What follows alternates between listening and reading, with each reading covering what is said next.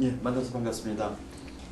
우리가 이제 자살 다큐멘터리를 만들고 있습니다. 그래서 좀 무속에 관한 것을 좀 취재를 하고 있는데요. 먼저 첫 번째 질문은 무속에서는 그 죽음을 어떻게 보고 있는지요? 삶과 죽음은 확실히 나눠져 있어요. 산 사람과 죽은 사람. 똑같이 이 세상이 산 사람이 살고 있는 공간이 있다면은 저 세상은 죽은 사람이 사는 공간이 또 있어요. 그래서 산과 죽음은 딱 선이 있다고 봐요. 그런데 일반적인 사람들은 무속하면 이제 미신이라고 좀 폄하를 하거든요. 여기에 대해서는 어떻게 반론을 펴실 생각이시죠? 전혀 우리나라는 무속 신앙이 굉장히 역사가 오래됐다고 생각을 하는데 타 종교가 많이 들어오면서 무속 신앙이 굉장히 많이 없어져요. 없어지고 있는데 옛날에는 산신을 많이 믿고 또 자손들을 위해서 천지신명한테 많이 빌었다고 봐요. 그리고 옛날에 뭐 자손들을 위해서 마당에 정화수 떠놓고 많이 비는 그런 게 형태가 많았었는데 요즘은 전혀 그런 거를 하지를 않고 있는 상황이고 또 죽음이라는 사후 세계가 없다고 많이 믿기 때문에 그런 생각들이 많이 없어지지 않았나 싶어요. 그 죽은 사람들이 어떤 그 저승을 가지 못하고 부천에서 떠도는 이유는 뭐라고 보시는지요? 한이 많이 져서 그러죠. 내가 이제 갑자기 죽어서 죽는 상황이 아닌데 내가 갑자기 죽으면은 내가 죽었는지 자체도 잘 몰라요. 죽은 사람은. 그래서 이승을 가지 못하고 산 사람이 산 것처럼 똑같이 행동을 해요. 내 집안에도 갔다가 내 학교에도 갔다가 아니면 직장을 다니시던 분은 자기 직장 그 공간에도 가고 그래서 그 공간을 벗어나지를 못해요. 그런데 또 남의 몸에 붙는 경우도 있지 않습니까? 빙이라고 하는데 이런 건 또 어떤 것인지요? 나랑 똑같은 상황이라든가 아니면은 나와 비슷한 그런 기운적인 게 있으면은 그 사람을 통해서 자기 의사 표현을 하고 싶어서 그 상대한테 자꾸 들어가게 돼요. 이 자살한 사람들은 사회에 그 어떻게 되는 거지요? 저승을 못 가죠. 그러니까 이승과 저승은 구분이 져 있는데 저승의 생활이라는 게 있어요. 근데 자살을 하신 분들은 구천을 떠돈다는 얘기를 예전에 많이 했던 것 같아요. 근데 가지도 못하고 오지도 못하고 또 하나는 자기가 자살을 했다는 부분에 대해서 굉장히 억울하게 생각해요. 내가 죽고 싶지 않았는데 죽는 상황이 벌어졌다. 그러니까 똑같이 자기와 이제 똑같은 행동을 만들어내죠. 자기 가족이라든가 자기 친지라든가 아니면 자기 친구라든가 그분들한테 계속 가가지고 자기의 의사를 전달을 하려고 그래요. 근데 그런 전달을 하는 과정에서 똑같은 역할을 만들어내는 거죠. 나도 이렇게 자살을 했으니까 너도 나랑 똑같은 심정이구나. 너도 죽어. 뭐 이런 식으로 자꾸 그런 거를 의사를 전달을 하게 되는 거죠. 그렇다고 하면은 그 요즘 그 현대인들은 과학을 믿고 너무 죽음을 모르는 게 아닐까 이렇게 생각이 드는데 무속인 입장에서는 우리 요즘 그 현대인 삶을 어떻게 보시는지요? 요즘은 타종교가 많이 들어오면서 조상을 위하지를 않아요. 제를 지내지 않고 산천의 수맥을 막아버리고 물줄기를 많이 막으면서 기 자체를 갖다 흐름을 많이 막는다 생각을 해요. 그러면서 정신적인 질환이라든가 또 하나는 조상을 잘 위하지 않고 산 사람하고 죽은 사람하고 똑같아요. 때가 되면 밥을 먹어야 되고 옷을 입어야 되는데 자손들은 그런 걸 전혀 행하지를 않죠. 그렇기 때문에 조상들이 와가지고 자손들한테 당신들 지금 많이 힘드니까 배가 고프다 알려주고 있는데 지금 산 사람들은 그런 걸 전혀 의식을 하지 않아요. 그냥 노는 거, 또 돈이 많이 풍족하면은 여행을 가고 자기 하고 싶은 걸 다 하잖아요. 또 그런 걸 하지 못했을 때는 괜히 뭐 비하를 한다든가 그런 상황들이 많이 벌어지는 것 같아요. 작년인가요? 평택에서 여고생 2명이 동반 자살을 했습니다. 그래서 서 선생님이 직접 그 영혼을 달래주던 것을 어느 다른 매체를 통해서 좀 봤거든요. 무척 슬프더라고요. 또 자살한 그 여학생들도 후회를 하고요. 그 자살 유가족인 가족들도 무지하게 슬퍼하고요. 그래서 무속인으로서 그런 거 볼 때 무속인이 전에 한 인간으로서 너무나 불쌍하지 않나 하는 생각이 드는데 어떻습니까?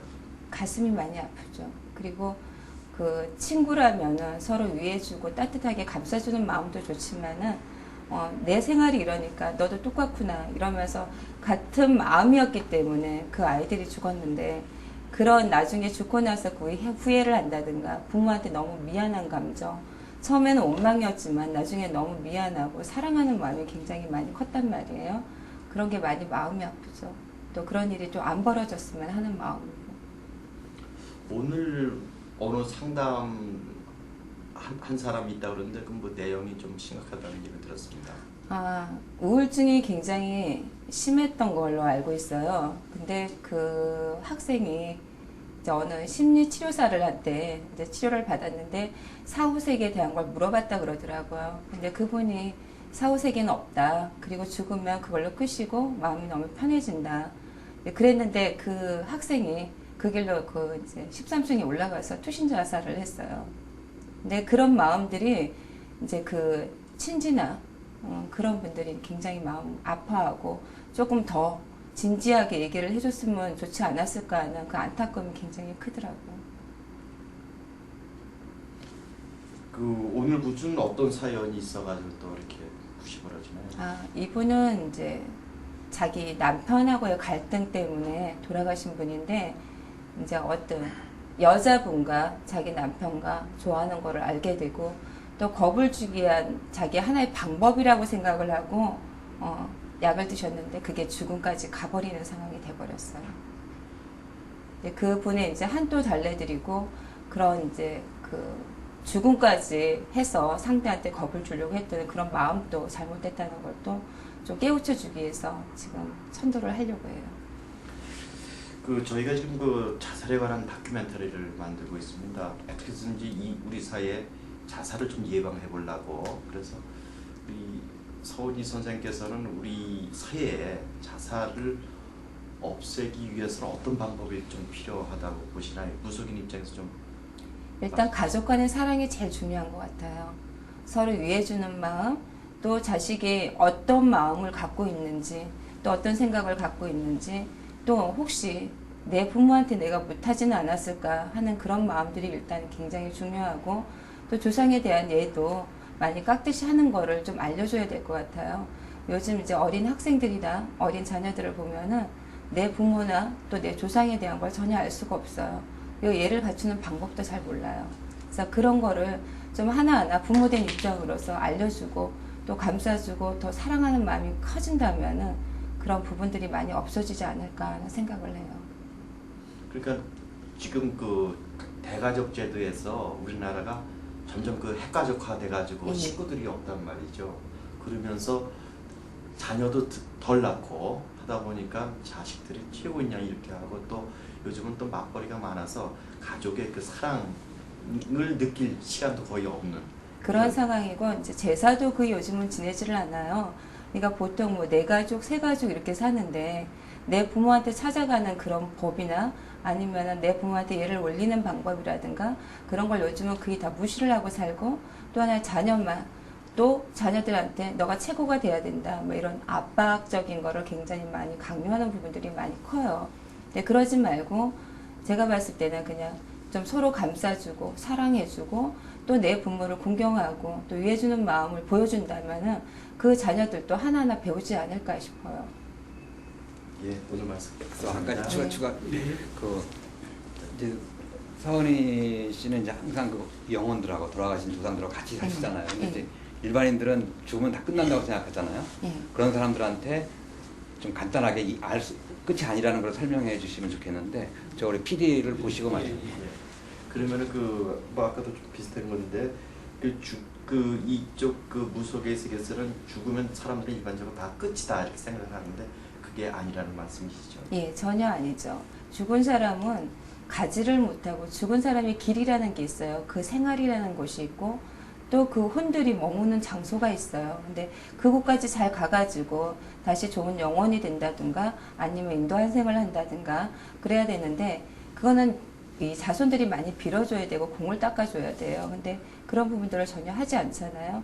저희는 항상 이제 그런 부분들을 맞닿고 살기 때문에 그분들이 한서름 또 마지막 남기지 못했던 말들 그런 말들 저희는 굉장히 많이 이제 오셔서 하는 말들 뭐라 죄송합니다. 말이 꼬여서 말이 꼬였어. 다시 한번 할게요. 일반적으로 사람들은 죽음이 끝이다 라고 생각을 합니다. 그래서 자살도 많이 늘어나는 것 같아요. 왜냐하면 자살하면은 현실의 그 고통을 잊어버릴 수 있다고 생각을 하는데 근데 무속의 세계에서는 죽음이 끝이 아니라는 말씀이시죠? 만약에 자살을 한다든가 아니면은 내가 억울하게 죽었다든가 그러면은 그분들은 계속 그 고통을 받고 살아야 돼요. 죄를 많이 졌기 때문에 우리가 죽어서 제일 큰 죄를 짓는 게 자살을 한 거라 그랬어요. 네 명까지 살지 못하고 죽었기 때문에 거기에 대한 벌전이 굉장히 커요. 그리고 그분은 인도한생이라든가 사후세계에 머물 수가 없어요. 그래서 인간세계에 같이 머물게 되는데 그런 부분들이 산 사람한테 해를 많이 끼치게 되죠. 그래서 그러면 안 되는 거고. 그래서인가요? 그 왜 자살한 가족들의 고통도 심하고 또 자살한 그 가족 내에서 또 다른 그 자살이 이렇게 연이어서 발생되고. 자기가 저승을 들지 못하기 때문에 산 사람한테 계속 머무르면서 또 가족이나 형제분한테 자꾸 가게 돼요. 그리고 자기의 어떤 언어를 전달하는 방법에 있어가지고 잘못된 부분인데 같이 똑같이 죽음을 맞게 하죠. 그러니까 자살한 집안은 계속 자살자가 나타난다는 거예요. 드시고 옷 챙긴 다음에 그래서 짐 깽가리 치니까 춤을 추시더라고요. 네. 그건 뭐예요? 이렇게 이제 당신을 알아줘서 좋다고 표현을 해주시는 거고 또 좋은 길을 갈 수 있으니까는 또 그분은 서럽지만 또 기쁜 마음이 많이 생기는 거예요. 그리고 지금 이렇게 쌀에 이제 환생 자국이 나타나고 했는데 이분은 어떻게 저 환생이 될 것 같아요? 아직도 풀어야 될 업이 많은지 다시 인간으로 태어나서 새 삶을 다시 살라고 인간으로 태어나게 해주신대요. 그 뉘앙스가 이상하다. 그러면 이상한가?